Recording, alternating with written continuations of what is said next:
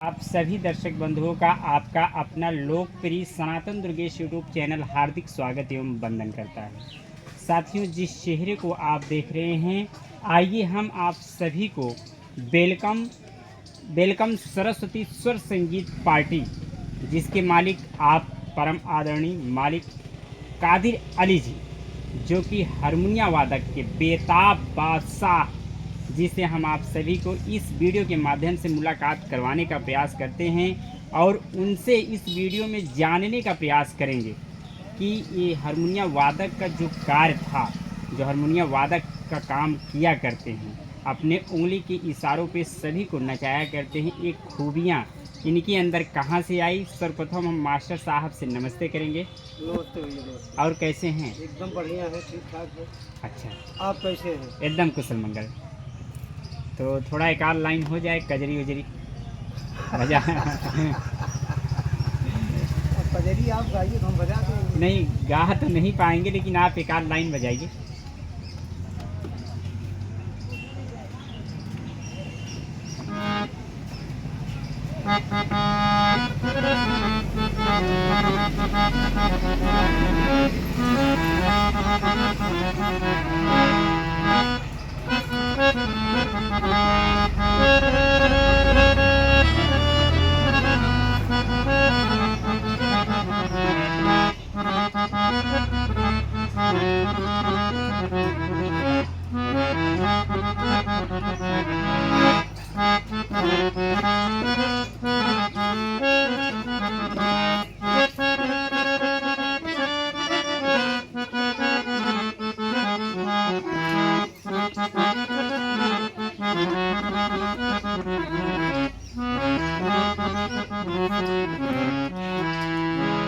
Master साहब, जे काम आप किया करते हैं, जैसे स्टार्टिंग में सीखने में कैसी क्या क्या समस्या आपको आई शुरुआती दौर में, जब आप इसको सीख रहे थे तब?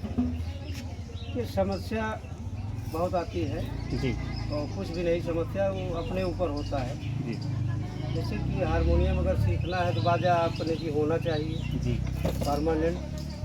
तो हम तो बाजा हमारे पास था नहीं, जी। हम पढ़ते थे उस समय। अच्छा अच्छा। हम कक्षा 8 में पढ़ते थे, तभी से हारमोनियम बजा रहे हैं। जी जी तो वहाँ जो है नाटक और सब काम होते थे ना विद्यालय में। जी जी पहले विद्यालय में ऐसे होते थे, नाटक होता था, उसके बाद उसी टाइम वो गाना बजाना होता था। जी जी 26 जनवरी 15 अगस्त सारी तैयारियां होती थी ना उसमें। जी जी तो वहीं से हमको इंटरेस्ट पड़ा जी जी। गाने का और हारमोनियम बजाने का। तो वहाँ स्कूल में मौजूद थे, अच्छा अच्छा। हारमोनियम भी थी, ढोल थी, मजीरा भी था, सारे सिस्टम थे। जी जी। और वहीं से हमने सीखा है हारमोनियम। अच्छा अच्छा। हाँ, वहीं से हमने शुरुआत किया और वहीं से हम धीरे धीरे बजाने लगे। फिर घर घर पे भी अपना रियाज करते थे, जी जी। सुबह शाम। अच्छा अच्छा। हाँ, तो मास्टर साहब, जो ये जल्दी जल्दी उंगली एक बटन से दूसरे बटन पे आप लोग जब रखते हैं, तो रात भर जैसे कंटिन्यूटी कार्यक्रम चलता है, एक रात, दो रात, तीन तीन रात, 10 रात तक कार्यक्रम चलता रहता है, तो क्या उंगलियां दर्द नहीं करती? नहीं, दर्द करती हैं। जैसे ज़्यादा दिन हो गया, जी 1 महीना पार्टी हो गया और 2 महीना, तो थोड़ा दिक्कत आती है शुरू में, जी जी। 1-2 दिन। अच्छा अच्छा। उसके बाद जो है उंगलियां अपने आप हरकत करने लगती हैं, मतलब। अच्छा अच्छा। हाँ, फिर दर्द नहीं होता। तो मास्टर साहब, जैसे कोई नया कलाकार, जैसे जो पुराने कलाकार हैं उनके साथ तो आप बजा ही रहे हैं, जैसे पार्टी में अगर कोई नया कलाकार आ जाता है, तो उसकी धुन को आप लोग कैसे मैनेज करते हैं, किस प्रकार से उंगलियां दौड़ाते हैं?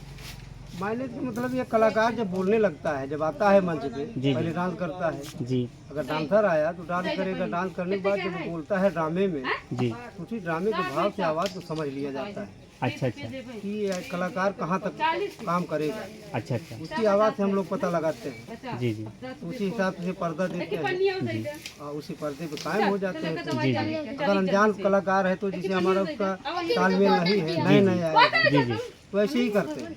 अच्छा अच्छा।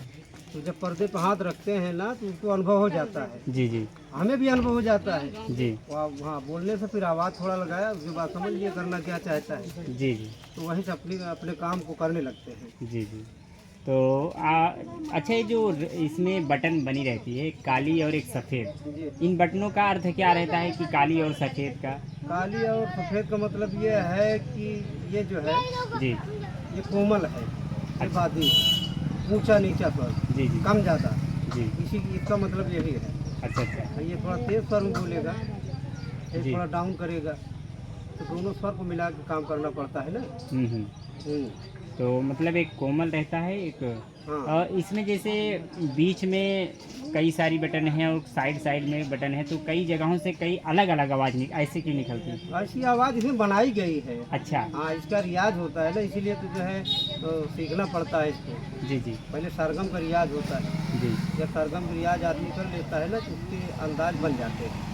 तो लगभग आप ये हारमोनियम बजाना कितने दिन में आप सीखे थे? अब आप समझ लीजिए कि हम 1-2 महीने में काम करने लगे। अच्छा, 1-2 महीने में काम करने लगे। जी, बड़ी लगन थी हमको ना। अच्छा अच्छा, सीखने की बड़ी ही हाँ, लगन। बड़ी लगन थी और पढ़ भी रहे थे।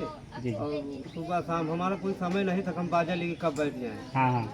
हम किसी समय ही नहीं देखते थे यार ये इस समय बाजा नहीं बजाना चाहिए। जी जी लेकिन उस समय इतनी शौक थी हारमोनियम बजाने की, जी। हम जब निकालें बाजा तो वही सरगम में अपना रेतना चालू कर दे, अच्छा। सरगम बजाना चालू कर दे। जी जी हाँ, बड़ी लगन से बड़ी मेहनत किया है।